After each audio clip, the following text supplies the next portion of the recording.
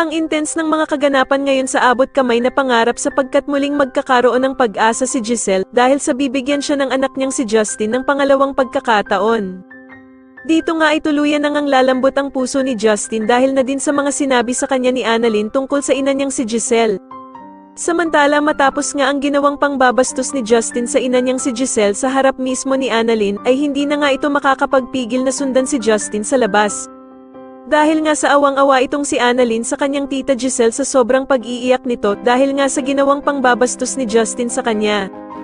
Ikakagulat naman ni Justin ang pagsunod sa kanya ni Annalyn at dito nga ay ipapaliwanag sa kanya ni Annalyn kung gaanong pinagsisisihan ni Giselle ang nagawa nito sa kanya.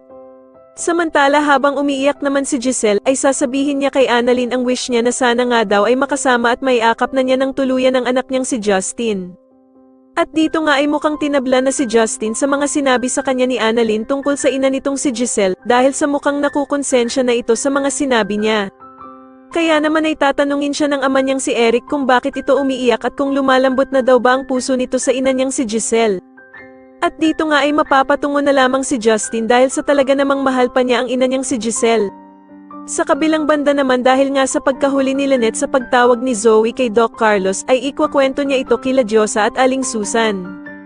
Kaya naman ay agad na pagsasabihan ni Aling Susan si Lynette na bakit daw tatawag si Zoe sa asawa niyang si Doc Carlos samantalang hindi naman nga daw sila magkaano-ano.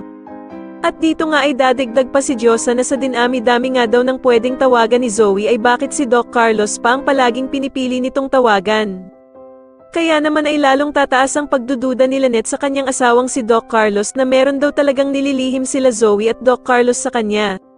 Sa tingin niyo tuluyan na nga kayang lumambat ang puso ni Justin at mapatawad na niya ang ina niyang si Giselle, mas lalo na nga talagang nagiging exciting ang mga susunod na kaganapan kaya naman ay mas lalo pa nating abangan ang mas lalong gumigandang abot kamay na pangarap. Maraming salamat po sa inyong panonood at sana po ay masubscribe niyo ako. Maraming salamat po.